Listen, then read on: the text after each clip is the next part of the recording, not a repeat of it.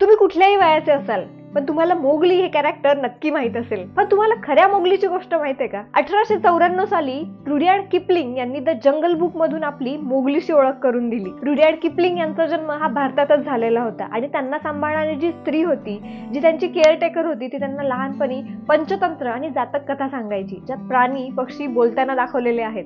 आणि हेच त्यांचं पहिलं इन्स्पिरेशन होतं द जंगल बुक साठी। द जंगल बुक हे किपलिंग यांनी आपल्या मुलीसाठी लिहिलं होतं आणि नंतर त्यावर अनेक फेमस चित्रपट बनले। तर खऱ्या मोगलीची कहाणी सुरू होते 1872 मध्ये। उत्तर प्रदेशच्या बुलंदशहर येथे एका जंगलात काही शिकारी शिकारीसाठी जातात आणि त्यांना तिथे दिसते लांडग्यांची एक टोळी। शिकारीसाठी त्यांचा पाठलाग केला जातो, पण थोड्याच वेळात त्यांना आश्चर्यचकित करणारं एक दृश्य दिसतं, कारण त्या टोळीत असतो एक इन्सानी बच्चा।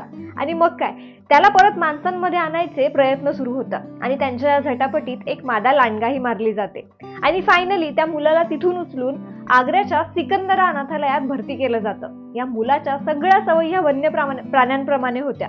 जसं त्याला कच्चं मांस खायला आवडायचं, कच्चं मांस खाऊन त्याचे दात चुळे झालेले होते, त्याला कपडे घालायला आवडायचं नाही, त्याला कुठलंही जेवण दिलं तर तो आधी वास घ्यायचा, त्याला एक शब्दही बोलता येत नव्हता, जर त्याला काही सांगायचं असेल तर तो प्राण्यांप्रमाणेच आवाज काढायचा, त्याला उभंही राहता येत नव्हतं, तो 2 हात आणि 2 पायांवरच चालायचा। त्याच्या याच सवयी बदलण्यासाठी अनेक दिवस प्रयत्न करण्यात आले, त्याला माणसांच्या सवयी शिकवण्यात आल्या, पण काही गोष्टी तो कधीच शिकला नाही। जसं आयुष्यभर तो एकही शब्द बोलला नाही, कुठल्याच माणसाशी त्याचं नातं निर्माण झालं नाही, पण त्या अनाथालयात एक कुत्रा होता, त्याच्याशी याचं चांगलं जमायचं। काही गोष्टी मात्र त्याने आत्मसात केल्या, जसं तो शिजवलेलं अन्न खायला लागला, कपडे घालायला लागला, कसं बसं 2 पायांवर उभं राहायला लागला।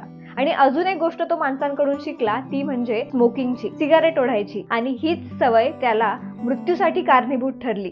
1895 साली याचा ट्युबरक्युलोसिस मुळे मृत्यू झाला। हा जो मुलगा होता त्या सोल्जर्सला, त्या सैनिकांना शनिवारच्या दिवशी भेटला होता आणि म्हणूनच याचं नाव ठेवण्यात आलं दीना शनिचर आणि यालाच रिअल लाईफ मोगली म्हणून ओळखलं जातं, ज्याला इन्स्पायर होऊन रुडयार्ड किपलिंग यांनी द जंगल बुक लिहिलं। तेव्हाच एक British soldier William Henry Sleeman यांच्या एका पुस्तकात अशा 6 मुलांचा उल्लेख आढळतो, जे जंगलात सापडलेले होते। त्यांच्या आई वडिलांनी त्यांना सोडून दिलेलं होतं किंवा वन्य प्राणी त्यांना घेऊन गेलेले होते।